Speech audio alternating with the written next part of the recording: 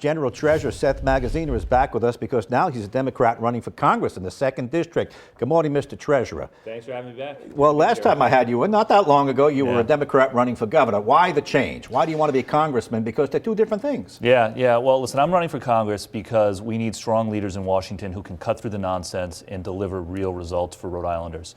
When I talk to Rhode Islanders, they're worried. They're worried about the rising cost of everything. They're worried about paying the bills, worried about their kids' education and how that's been impacted by the disruptions of the last couple of years. And so we need leaders in Washington who will focus on things like lowering the cost of health care, lowering the cost of child care, making pre-K universal, transitioning to a clean energy economy and creating good jobs so we're not beholden on people like Vladimir Putin and these autocrats around the world.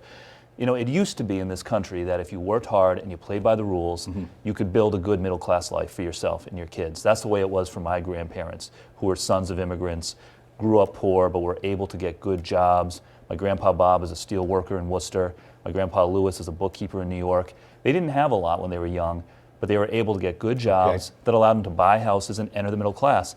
And people are worried that that American dream doesn't work anymore. I want to get to Congress to fight for working people so that we can deliver real results. All right, but let me refine my question a little bit. You were running for governor. Now you're running for Congress. Those are two different jobs. You can fight for people as governor. Why did you jump off that path and go on a completely different one? It seems to me you either want to be the actor or the producer. Yeah, well, listen, every decision that I've made in public life has been through the lens of how can I make the biggest difference, positive difference for people in Rhode Island. And when Congressman Langevin unexpectedly announced his retirement, I knew that the way that I could best deliver results for people in Rhode Island is as a member of Congress, because so many of these big issues around inflation, cost of living, education, clean energy, depend on what happens in Washington. And importantly, nothing would set back the cause of working people in Rhode Island more than if the Republicans take over Congress, because their agenda is to repeal the Affordable Care Act, to privatize Social Security, which would be a disaster for working people in Rhode Island. So I'm running for Congress because we need to hold this seat in Democratic hands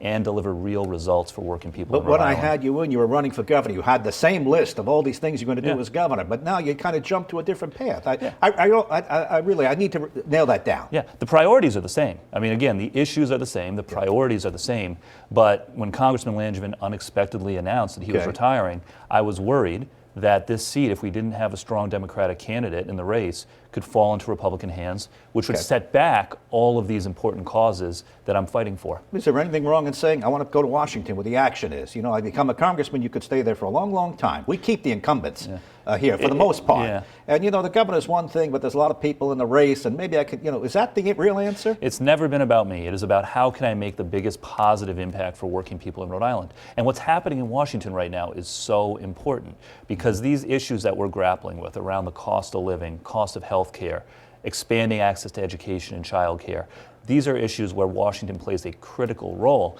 And nothing would set back the cause of workers' rights, voting rights, women's rights more than if Kevin McCarthy and Marjorie Greene and the crazies on the far right take over Congress again. We cannot let that happen. Do you consider Alan Fung part of that group? Well, his first vote would be to put that crowd back in charge, which would be a disaster. Because again, look at what the agenda of the Washington Republicans is. Their agenda is to repeal the Affordable Care Act, to privatize Social Security, to turn back the clock on workers' rights, women's rights, the right to organize, voting rights.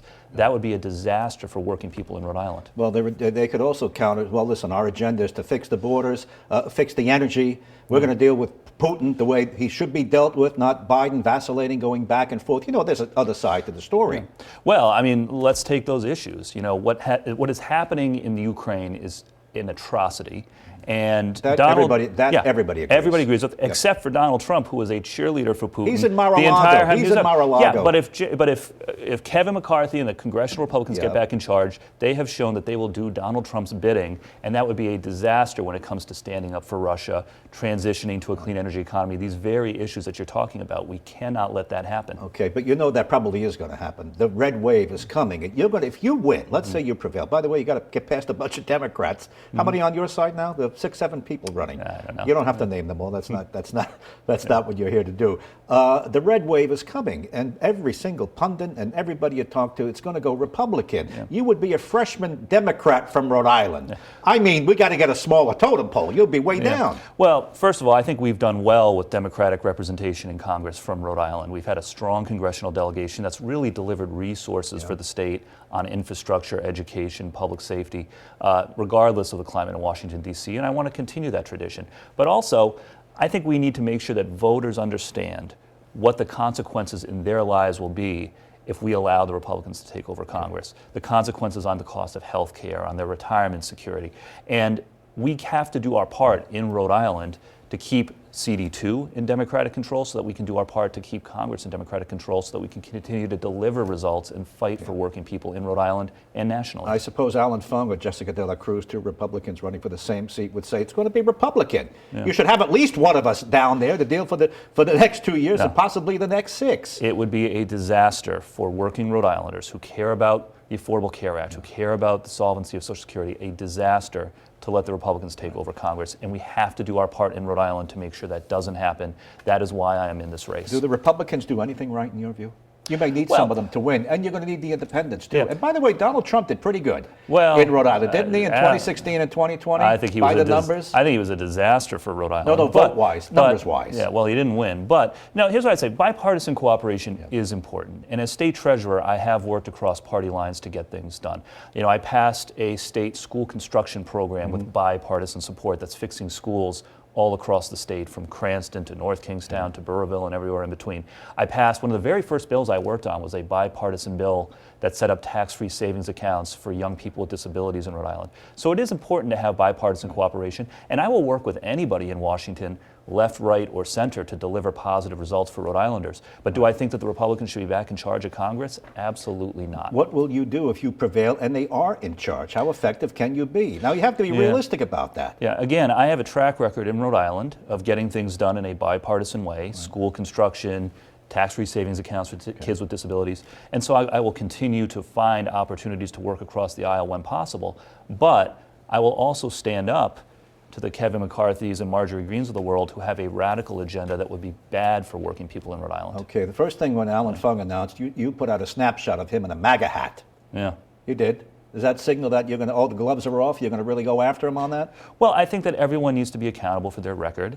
And I think that, whether it's him or De La Cruz or whoever the Republican nominee is, we have to remind Rhode Islanders that the most important vote that the next member of Congress will take from Rhode Island is the first vote, the vote for which party will be in control of the agenda in Congress. I want the Democrats to hold Congress so that we can continue to work on reducing healthcare costs, transitioning to a clean energy economy, and delivering real results for working people. Whether it's Alan or whoever else, their first vote is going to be to put the far-right radicals back in charge, which would not be good for working people in Rhode Island. And your first vote would be to put the far-left Nancy Pelosi back? Well, it would be to put. Would you vote for Nancy? I would. Yeah. You no. would. Listen. I think that she did a great job in passing the Affordable Care Act, which has lowered health care costs for thousands of Rhode Islanders and expanded access. If she ran for Speaker again, she would have my vote. All right. Even with his MAGA hat and that photograph that you put out, Alan Fung did pretty good in the race against Jen Raimondo in the 2nd District. Yeah. He took Cranston. And I can go on, but he took a lot of towns. He's feeling pretty good about his chances. That's his area. Yeah. I have a track record of winning in District 2 as well. And both of my races for state treasurer, we won the 2nd congressional district by a wide margin. Won Cranston twice, Warwick twice, Burrillville twice. Okay. And so I feel very confident because I have a track record of running and winning in District 2. And more importantly, I have a track record of delivering results for Rhode Islanders in District 2. Our school construction program, building new elementary schools like Garden City Elementary in Cranston and Eden Park in Cranston. The clean energy program that I started at the Infrastructure Bank has had a huge impact across the district. Here's a piece of trivia for you. The town of West Warwick has not paid an electric bill on its buildings in 5 years, its town buildings, because of the clean energy program that I started. So here's a little piece of trivia. It went to Fung, West Warwick. And it went to Magaziner twice in the treasurer's races. So the point I'm making is that I'm going to be successful and our campaign will be successful because I have a track record of delivering results district-wide, which no one else in this race, Republican or Democrat, has. Fair enough. You ran twice, you ran statewide, but now you're running district by district. You don't live in the 2nd District. There's not an easy one to go after you as a carpetbagger. Well, now, listen, I have lived in the 2nd District and voted in the 2nd District for a number of years. I've served the 2nd District as state treasurer and delivered results on school construction and clean energy for years. And, I've already said that I will move to District 2. I only live a mile away now. So you can I have, see it. And most importantly, listen, people in Rhode Island want to know that their representative in Washington understands what they're going through. And I have spent the last 7 years as state treasurer going to every city and town in District 2, listening to people's concerns, working with people as state treasurer. I'm the only one in the race who has that experience of serving the entire district, and I will continue to do so as the next member of Congress from District 2. You're looking for a house. Look, you've been caught in the tough real estate market. I understand. It's true. It's true. You're going to pay a lot more than maybe if you would have ran 2 terms ago, correct? How close are you to moving? And have you picked a town? Yeah, we're actively looking. It is a difficult real estate market, but we're committed to moving, and we will. State Treasurer Seth Magaziner is my guest once again. Last time he was in, he was running for governor. Now he's running for Congress. All right, let's say you prevail, you get in. This war, there is which way it goes, it could still be a war, it could be over, but Ukraine is going to be with us for a while. Is the U.S. taking the right approach with Ukraine? Well, like all Rhode Islanders, I am horrified and appalled by what Vladimir Putin is doing in Ukraine. I'm a new father. I have a 4-month-old baby at home, and when I see these images of hospitals being bombed and schools being bombed, it's a punch to the gut. And we have to have a strong response. We have to send a message to Putin and to dictators all over the world that this is not acceptable. You cannot invade a peaceful democratic nation without consequences, because if we let this happen without consequences, he won't stop in Ukraine. He'll keep going. So I support the strongest possible economic and diplomatic sanctions. Last week, I moved to get the state's investments out of Russia completely because this does not accord with Rhode Island values, what Putin is doing. So we need to take strong action. I support strong sanctions. I support strong diplomatic action. I don't think we should get U.S. troops involved in Ukraine, but we have to have a strong response to send the message that this is wrong. So it appears that you're in lockstep with what the president is doing thus far. I give President Biden credit on this. I think that he has moved quickly to get the rest of the world unified against what Putin is doing.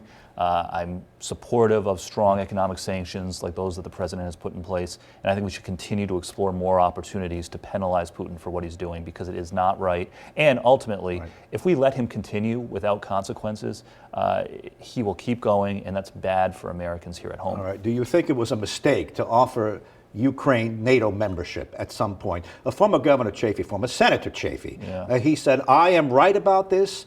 We are shoving NATO membership right up against his door. He told us what he would do if this happened. And Chafee says, I don't care what the critics say, you're going to see that I'm right. He said, I was right on the rock. It was wrong to make entreaties to Ukraine to join NATO, and that's why we are. Now, I think if this experience has shown anything, it has reminded people of how important the NATO alliance is, right? It is important to have a strong NATO, to have strong partnerships with democratic nations in Europe, so that we can push back against this Russian aggression. So no, look, I would support Ukraine joining NATO. I think it's important that we have a strong alliance, because what Putin is doing, he is showing that he has no regard for civilian lives, for innocent lives. He doesn't need to be executing on this war. This is a war of choice by Vladimir Putin.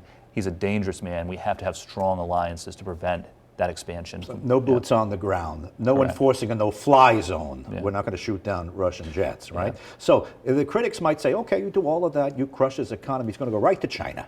And that's going to upset the whole world balance even more. Now, I'll tell you what, though, if we let Putin do what he's doing in Ukraine with no consequences, China would be watching, and they would be thinking that they could get away with something similar in Taiwan.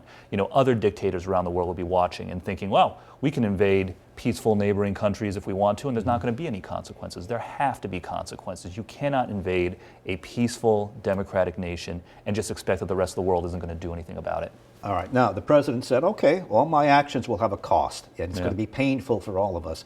Gas is $4.39. You and I are taping on a Thursday. Gas is $4.39 over on Route 2. How much are the American people going to take of that? And they're going to drop it right at your doormat in the event that you get in. not going to have $5 gallon gasoline, and it's just not going to stand. People are struggling with the cost of living, including the cost of gas, no doubt. That's why I came out earlier this week and I said that Congress should suspend the federal gas tax to help provide relief that way. We should continue to tap into the Strategic Petroleum Reserve, which will also help lower gas prices. So there are actions that Congress can and should take that I will fight for to lower the cost of gas. I think most Rhode Islanders, when I talk to them, they understand that what Russia is doing is wrong, what Putin, is doing is wrong, and that sanctions are necessary. They understand that. But they also expect Congress to do everything that it can to help reduce the pain at the pump. And so that's what we should do. We can do both. You distinguish between Putin and the Russian people. Yeah. Well, it's their system. They're living with it. You're crushing them too, Yeah, but this is Putin at this point is a dictator who jails his political opponents, who jails and kills journalists. This is not a democratic nation where they have had the ability to choose their own leadership. So I do make a distinction between Putin, who is a ruthless dictator, and the people of Russia, many of whom I don't think support this illegal and immoral war. All right. The president said we're going to have pain at the pump. We've talked about that, and you said, I'll take some measures. Would you open up federal lands to drilling? Would you open up the wildlife reserve, ANWR, to drilling? Would you say, let's get that pipeline, the XL pipeline, going again? Even if you did those things, it would take years. It would take years to complete those things. So what we need is relief now. So the measures that would provide relief now, suspending the federal gas tax, which I call for, that would save the average Rhode Islander $3 to $4 every time they fill up their tank. That's a big deal. Tapping into the Strategic Petroleum Reserve. There's still 600 million barrels of oil in the Strategic Petroleum Reserve. That's immediate relief. So there are things that I think we can do in the near term that will provide relief quickly, and we should. And longer term, we should transition to a clean energy economy, because not only will that create a lot of jobs and be good for the environment, but it will mean that we will not be beholden on Putin or the Saudis or the Venezuelans and other autocratic regimes to keep the lights on going forward. All right, but these other issues could be part of the short term. Open up ANWR for drilling, open up the federal lands for more drilling, allow more fracking on federal. No, you could do that immediately. It would take years. Years to build the pipeline, but ANWR could be open, then the others could be open. To build out the infrastructure in ANWR would take years. No, I think we're talking about long-term solutions, not just the short-term things that I mentioned, but long-term solutions. The best approach would be to really double down on transitioning to a clean energy economy, making it easier for people to make their next cars be electric cars, make it easier to transition to 100% renewable electricity. One of the things that I'm very proud of with the 2nd Congressional District in Rhode Island is that we are the birthplace of the offshore wind industry in America. We need to continue to, over the long run, and not just the long run, quickly, prioritize those kinds of investments so that we will never be beholden on the Vladimir Putins of the world again. All right, let's just talk about a couple of other issues if you get to Congress. We understand possibly the president may suspend payments for the student loan again. Do you support rescinding the student loan payments? Everybody's forgiven?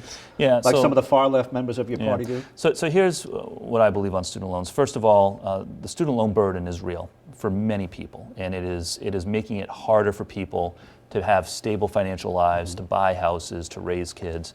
And I do think that some relief is necessary.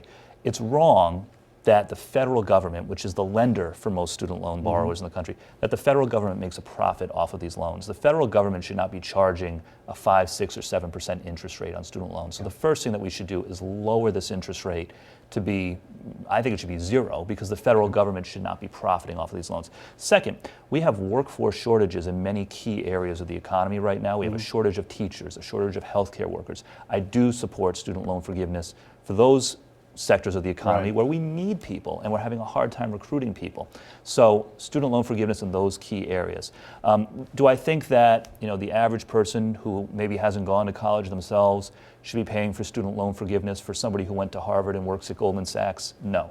But for those key areas of the economy, education, healthcare, childcare workers, where we have a real shortage and a real need, I do think we should have student loan forgiveness. Right. We may get recreational marijuana in Rhode Island. It's probably coming. Would you support that on the federal level? Yes. Would you say just across the board? Yeah, listen, I think the time has come for this. I think that most people support it, and it's wrong to be getting people caught up in the criminal justice system for minor marijuana-related offenses. Yes. All right. What would be the number one thing you'd do if you get there? So top of mind. What committee do you want to be on? Yeah, so I want to be on whatever committee where I can deliver the most results for Rhode Island. But top of mind for me in terms of issues, right now it's all about helping people keep up with the cost of living. So, for example, allowing Medicare and Medicaid to negotiate with the drug companies to lower the cost of prescription drugs, that's a priority for me. Universal pre-K and making childcare more affordable, because not only will that make it easier for people to pay their bills, it will also make it easier for people to go back to the workforce if there's universal preschool. So those are some of the things that are top of mind for me, and helping this transition to a clean energy economy, as I mentioned earlier, which could create a lot of jobs and reduce our dependence on foreign fossil fuels. Let's hold it there. We covered a lot of ground, but there's more to come as you progress in your campaign. Treasurer Seth Magaziner, running as a Democrat for Congress 2nd District. Thanks for coming in. Thank you for having me. We'll pick it up again on the radio.